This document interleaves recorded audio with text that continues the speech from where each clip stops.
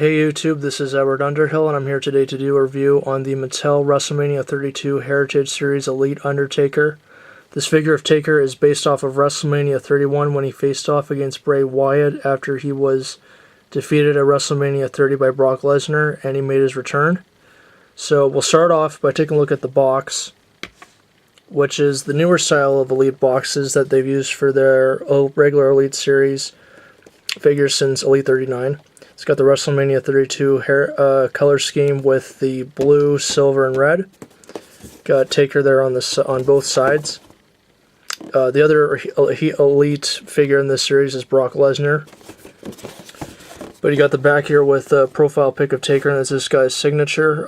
This, by the way, is the one that I picked up back on Canada Day, and I'll show you guys the one that I got from Ringside back in March, which is right here, and you can see that the Ringside one, or the American version, has got the stats on it, which I think is kind of odd, the fact that the Canadian version doesn't have the stats on it, but you can see here it says 6'10", 299, Tombstone Pile Driver, Death Valley, WrestleMania 31, career highlights, and 21 match undefeated streak at WrestleMania.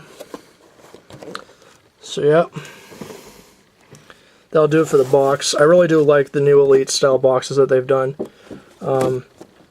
But moving on to the figure itself, this is one of my favorite Undertaker figures that I own. The Elite 23 probably would be my all-time favorite, even though I didn't grow up with that era of Taker.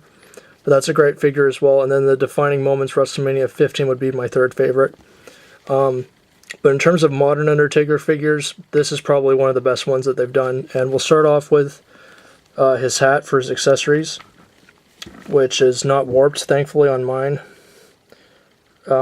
Pretty simple hat. You can see on the inside it is molded to fit on Taker's head, specifically. And then we go on to the main accessory that he comes with, which is his iconic trench coat, which is very nice. And I like that they went with a fabric one as opposed to a rubber one that they used for the WrestleMania 31 Heritage Series figure from WrestleMania 7. And I'll bring in the Defining Moments Sting figure here for a comparison.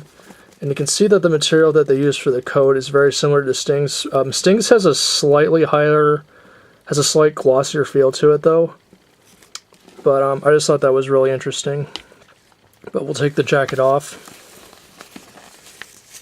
And you can use this with pretty much any other Undertaker figure that you have. Elite-wise.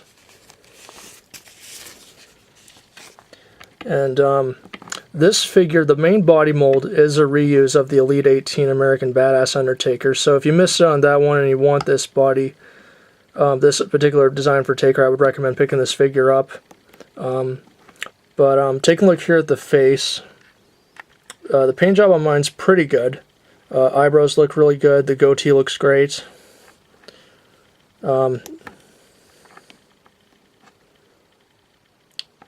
And the tattoos, for the most part, look really good.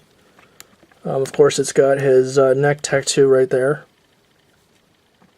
And then you got the tattoos on the side. And the paint job on the singlet's pretty good for the most part. But yeah, really do like this figure as well. And he's also got the red and blue detailing on the right forearm. He's got his MMA gloves. But one thing about this figure of Taker that I find interesting, in comparing it to the basics, which I have seen a few of at retail, this is a reuse of the Elite 18, and it's got the square-shaped belt buckle, whereas the basics have an oval-shaped one. So I don't know if that's just Mattel being lazy when it comes to reusing body parts for basics, but I would like to see them look almost exact, but again, not really a whole lot of detail to this figure in terms of the attire, but he's got simple black boots. One thing about this figure, though, that it is missing is the elbow pad. Taker did wear an elbow pad in this match, but if you've got figures of Taker lying around like basics or whatever, you can just put one on there. But in terms of his articulation, the head can look left and right. Can bob up and down. It's got a good out crunch. Rotates at the waist. rotates completely at the shoulder. Upper arm rotation as well. Single bend in the elbow. Rotates at the wrist. Pivots in and out. Leg goes out this far. Goes out that far. Upper rotation at the thigh, which is pretty good. Got a decent double bend in the leg. And then his ankle's got a bit of a rolling thing in it, similar to the basic pallbearer Build-A-Figure, and then he's got the ankle rock in there as well. But overall, I would say this figure of Taker is really good. Definitely, in my opinion, worth picking up, especially for this trench coat, which you can probably get loose on eBay for a reasonable price. But overall, I really do like this figure. It's one of my favorite figures of 2016.